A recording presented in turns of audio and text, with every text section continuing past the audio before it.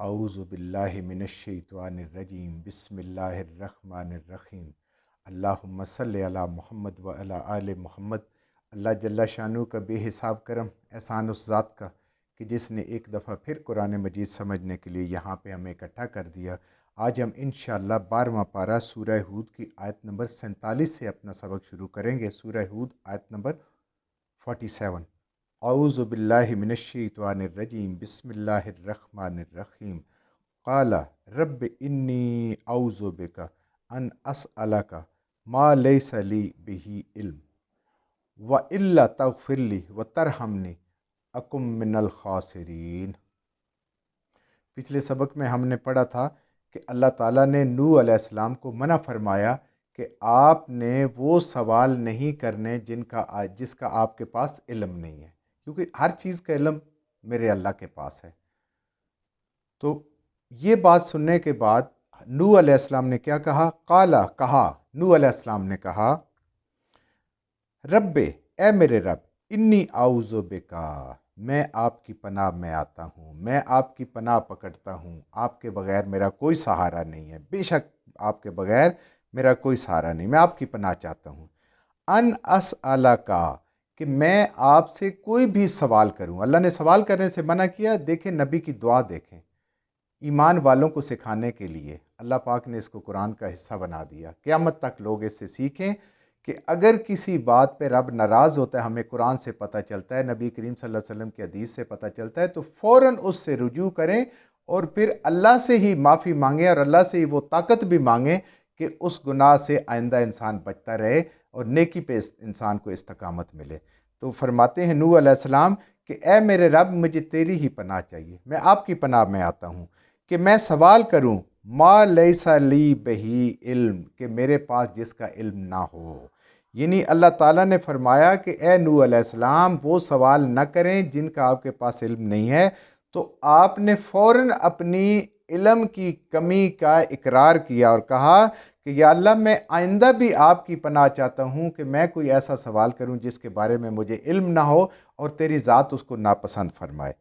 یعنی اپنے اس سوال پہ بھی اللہ سے معافی مانگی، مغفرت طلب کی، اللہ سے رحم کی، اللہ کی ناراضگی کو اپنی تباہی سمجھا۔ اور آج دیکھیں انسان کتنا دیدہ دلیر ہو گیا ہے۔ انبیاء کا یہ حال ہے کہ ایک سوال پہ دیکھا جائے تو نبی کا پوچھنا کوئی ایسی بات بھی نہیں ہے کہ جو گناہ کے زمرے میں آئے۔ نبی سے تو گناہ ہوتا ہی نہیں ہے کہ وہ انہوں نے کہا کہ اے اللہ، میں آئندہ بھی کوئی ایسا سوال کروں جو آپ کو ناپسند ہو، میرے علم سے باہر ہو، تو میں اس کی بھی پناہ چاہتا ہوں۔ وَإِلَّا تَغْفِرْ لِي، اے میرے رب، اگر آپ نے مجھے نہ معاف کیا، آپ نے مجھے سے نہ درگزر کیا، وَتَرْحَمْنِي، اور مجھ پہ رحم نہ کیا، آپ کی ذات نے مجھ پہ رحم نہ کیا، اکم من الخاسرین، تو میں تو بہت بڑا نقصان اٹھانے والا ہو جاؤں گا، تباہ و برباد ہو جاؤں گا، آخرت میں تو میرے لیے کوئی حصہ ہی نہیں ہوگا۔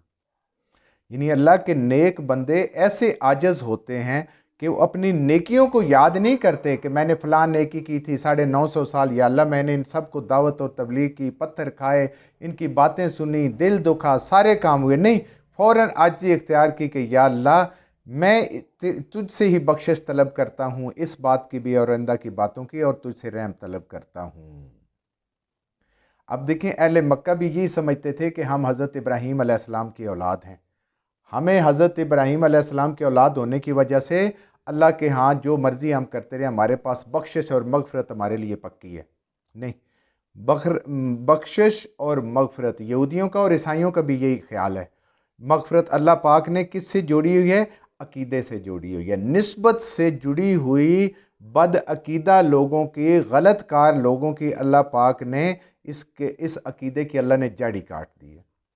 کہ جب نبی کا بیٹا بھی غیر صالح اعمال کے ساتھ ہوگا، وہ اگر کامیاب نہیں ہوگا اور ان کی آنکھوں کے سامنے ان لوگوں کے ساتھ اس کا انجام ہوگا جو اللہ کے نافرمان لوگ ہیں، تو پھر اور نسبت کہاں پہ کام آئے گی؟ نسبت کام آئے گی ایمان کی، اعمال صالح کی، اخلاص کی جو اللہ کے لیے کیے ہوں گے۔ تو دیکھیں نبی کی عاجزی، آپ دیکھیں کہ ایک نیکی کو بھی، ایک کام کو بھی نہیں دہرایا، فوراً اللہ کے حضور جھک گئے، عاجزی کی اور اللہ سے معافی مانگی، رحم کی اپیل کی اور اللہ سے بخشش مانگی، اور مانا کہ یا اللہ اگر تو ناراض ہو گیا تو تباہی کے علاوہ اور انسان کا کچھ مقدر نہیں۔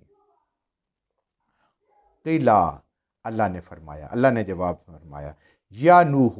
اے نوح علیہ السلام، اہبط بسلام منا، آپ اتریں سلامتی کے ساتھ، منا ہماری طرف سے آپ کو سلامتی مبارک ہو۔ ڈوبنے والے ڈوب گئے، غرق ہونے والے غرق ہو گئے جن کو عذاب ملنا تھا مل گئے، آپ سلامتی کے ساتھ اتریں ہماری طرف سے۔ وبرکاتٍ علیکا، اور بہت برکتیں نازل ہوں، بہت ترقی ہو، بہت پھلو پھولو آپ۔ وَعَلَىٰ أُمَمٍ مِّمَّا، اور وہ لوگ بھی، وہ امتیں، وہ گروہ جماعت جو آپ کے ساتھ ہیں، نیک لوگ بھی، جانوروں میں سے بھی، پرندوں میں سے، سب کو اللہ پاک نے برکت کی دعائیں دیں کہ آپ پہ سلامتی بھی ہو اور برکت بھی ہو، اور اس سے ایسی برکت ہوئی کہ آج دنیا دیکھیں ان کچھ لوگوں کی وجہ سے آباد ہونا شروع ہوئی، اور آج دنیا بھری ہوئی انسانوں سے۔ یہ وہ اللہ کی دعا اور اللہ کی برکت، اللہ کی رحمت ہے۔ اس لیے ہم دیکھیں السلام علیکم ورحمۃ اللہ، سلامتی ہو، برکت ہو، انسان دوسروں پہ بھیجتا ہے، تو یہ اللہ تعالیٰ کے کلام ہے، اس کو عام کرنا چاہیے، ہر کسی کے ساتھ دعا سلام انسان کی ہونی چاہیے۔ وَأُمَمٍ، اور کچھ امتیں بعد میں آئیں گی، یہ امت اس کو تو اللہ نے نجات دی، اللہ فرماتے ہیں کہ کچھ لوگ، کچھ گروہ بعد میں آئیں گے، سَنُمَتِّعُهُمْ، ہم ان کو ضرور فائدہ دیں گے اس دنیا میں، ثُمَّ يَمُسُّهُمْ مِنَّا عَذَابٌ علیم، اور پھر چھوئے گا ان کو، پکڑے گا ان کو ہماری طرف سے دیا ہوا دردناک عذاب۔ یعنی جو بھی اللہ کی نافرمانی کرے گا ان لوگوں میں سے، دیکھیں کتاب کو نہ چھوڑنا، کتاب اللہ کو نہ چھوڑنا، نبیوں کی تعلیم کو نہ چھوڑنا، ورنہ انہی میں سے ایسے گروہ بھی پیدا ہو جائیں گے کہ جن کو دردناک عذاب ملے گا۔ دنیا کے فائدے، دنیا کا جو انسان کو ملنا ہے، مال و دولت، کوئی اور نعمتیں، اللہ کہتے ہیں یہ تو ہم ان کو بھی دیں گے، اپنے نافرمانوں کو بھی دیں گے۔ اس لیے یہ معیار نہیں قرآن نے مقرر کیا، دین نے مقرر کیا کہ دنیا میں انسان کا دولت مند اور آسودہ حال ہونا اس کے کسی کام آئے گا قیامت والے دن، یا یہ اللہ کے راضی نامے کی نشانی ہے۔ تلکا من انباء الغیب، اے میرے حبیب صلی اللہ علیہ وآلہ وسلم، یہ غیب کی خبریں ہیں، یہ خبریں ہیں غیب کی، اللہ کی طرف سے، نوحیہا الیکا، جو ہم آپ کی طرف وحی کر رہے ہیں، آپ کو یہ ہم غیب کی خبریں بذریعہ وحی بتا رہے ہیں اللہ کی طرف سے۔ وما کنتا، اور نہ تھے آپ، انتا آپ بھی، ولا قوموں کا، اور نہ ہی آپ کی قوم، من قبل ھذا، اس قرآن کے آنے سے پہلے، اس قرآن میں یہ نوح علیہ السلام کا قصہ بیان ہونے سے پہلے، نہ آپ کے علم میں یہ بات تھی اور نہ ہی اہل مکہ کو یہ بات پتہ تھی۔ یہ اللہ تعالیٰ اپنے غیب سے آپ کو یہ بتا رہے ہیں، سمجھا رہے ہیں کہ اس سے سبق حاصل کرو کہ آنے والا وقت کیسا آ رہا ہے جب تم اس دنیا سے چلے جاؤ گے، اللہ کی نافرمانی کرو گے، نبی کریم صلی اللہ علیہ وسلم پہ ایمان اگر نہیں لے کے آؤ گے تو وقت تمہارے لیے کتنا مشکل آئے گا، اللہ کا عذاب آئے گا۔ اللہ کا ایک فطرت ہے، ایک دستور ہے جو چل رہا ہے، جو پہلے لوگوں پہ بھی چلا، اگر وہی روش تمہاری ہوگی تو تمہارے اوپر بھی اللہ کے وہی حکم چلیں گے۔ اس لیے آج نبی کریم صلی اللہ علیہ وسلم پہ ایمان لے آئیں، قرآن پہ ایمان لے آئیں، اللہ کی توحید پہ ایمان لے آئیں، ورنہ جو حال نوح علیہ السلام کی قوم کے ساتھ ہوا، ان کے بیٹے کے ساتھ ہوا، ان کی بیوی کے ساتھ ہوا، وہ اللہ تعالیٰ کے سب نافرمانوں کے ساتھ ایسے ہی ہوگا۔ تو یہ سورہ ہود میں اللہ تعالیٰ نے ابتدا نوح علیہ السلام سے کی، اور اس کے بعد پھر باقی انبیاء کا بھی ذکر کرتے ہوئے کہ اللہ کے نافرمانوں کا انجام کیسا ہوا، کیا نہ جو۔ اسی لیے نبی کریم صلی اللہ علیہ وآلہ وسلم اس مبارک صورت کو پڑھ کے پریشان ہو جایا کرتے تھے کہ شاید اللہ نے سب قوموں کے انجام کا ذکر اس صورت میں کر کے کہیں مکہ والوں کو کہہ تو نہیں دیا کہ بس یہ وقت اب آخری ہے۔ اور یہ واقعی قریب قریب تھا ہجرت کے۔ اس کے بعد تو پھر مدینہ میں جب آپ صلی اللہ علیہ وآلہ وسلم ہجرت فرما کے گئے اور مسلمان فرما کے گئے ہجرت، تو ان کو ان کافروں کے دست بدھ سے اللہ نے بچایا اور ایک ان کو قوت بنا دیا، اور اس قوت کا پھر کیا ہوا، بدر میں اللہ پاک کی رحمت آئی، اللہ کا کرم آیا، اللہ کی نصرت آئی، اور ان کفار کو وہ ساری کی ساری سزائیں مل گئیں جس کا وہ کہا کرتے تھے کہ اے محمد رسول اللہ صلی اللہ علیہ وآلہ وسلم آپ سچے ہیں تو لے آئیں۔ یہ پہلی قوموں نے بھی کہا، یہ مکہ والوں نے بھی کہا، یہ سب نے کہا۔ تو اللہ کا عذاب آ کے رہتا ہے جب انسان